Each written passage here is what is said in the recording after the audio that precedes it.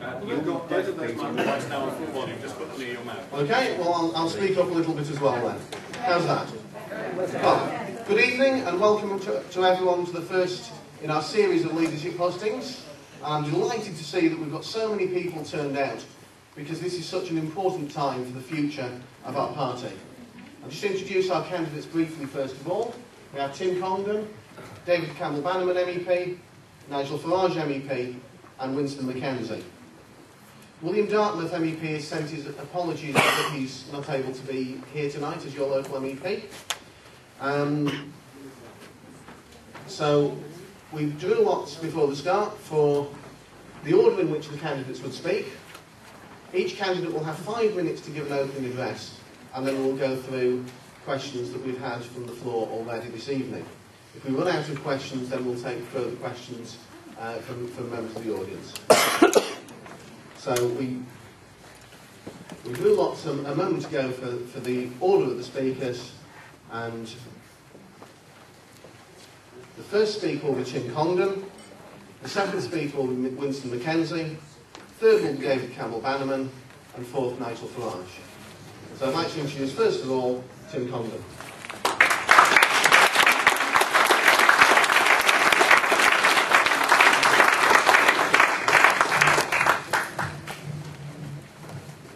Good evening, ladies and gentlemen. It's a great pleasure to be here and to see such a packed room. Why do I want to lead the UK Independence Party? For 2 reasons.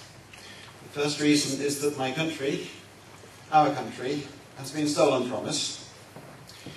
And the second is that I want to do what I can to get it back. Now, of course, in an audience like this, I don't need to explain that our country has been stolen from us. Perhaps I don't need to explain either that this theft of our traditions, of our institutions, hasn't been sudden. It's taken place over 40 years, and there have been many people involved in it, including, of course, the 3 main political parties. But I think most important of all in explaining how this theft of our country has occurred, we need to remember that there's a very determined group of bureaucrats in Europe, working through the European Union institutions. And in effect, this group of bureaucrats has stolen power from our own democratically elected Parliament in Westminster. We all know here that bureaucratic government from foreign capitals is bad government. I don't need to give you examples of that. There are lots and lots of them. We must leave the European Union. We must get our country back. The UK Independence Party is the only significant political force in this country determined to restore our full national independence.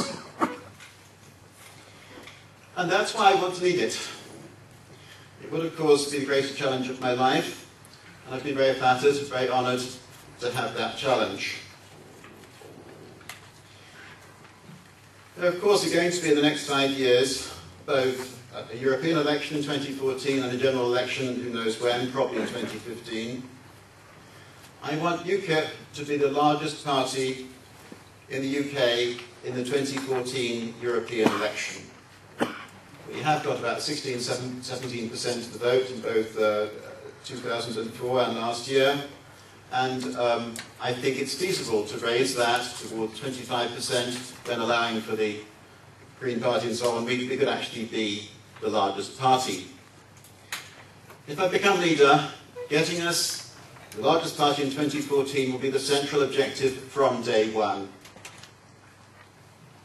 It will require huge organisational effort, media appearances, newspaper articles, funding, research, press releases, chasing lists of journalists, chasing lists of party constituency chairman, or branch chairman, all sorts of letters to the branches. A huge effort is required.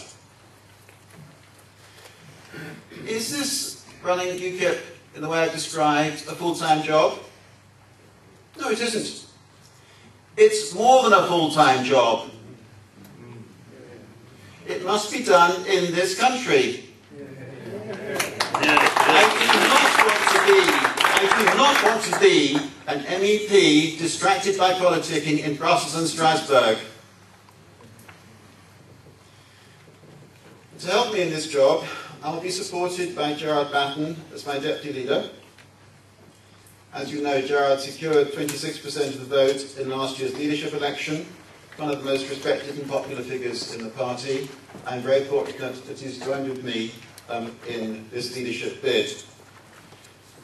Last Friday we signed an agreement. I just want to summarise the main points. First of all, unconditional withdrawal from the EU. All right? That must be party objective, that must be our objective number one. No, that's what really matters.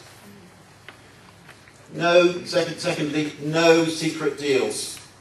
All right? No secret deals. No secret deals for our political parties.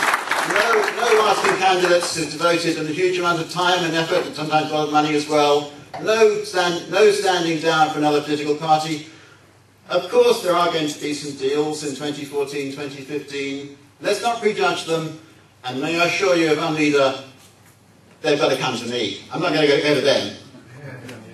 We are going to build up UKIP as a national political force in this country. This is where it matters. This is where the work's got to be done.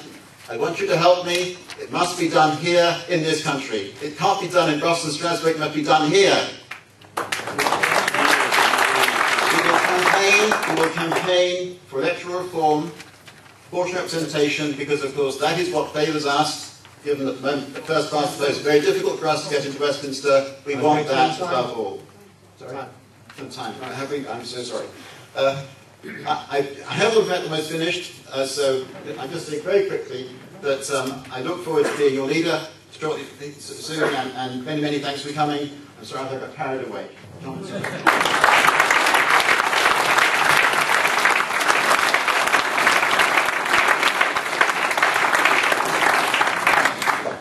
And our next speaker for 5 minutes, Winston Mackenzie.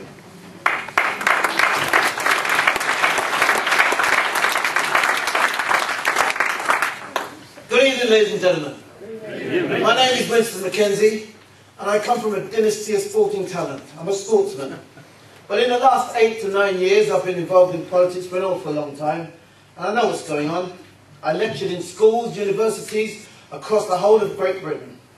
I currently am chairman of the Croydon Youth Games. Ladies and gentlemen, I have 5 minutes only to impress upon you the urgency, the seriousness of the situation with regards to UKIP, the UKIP party.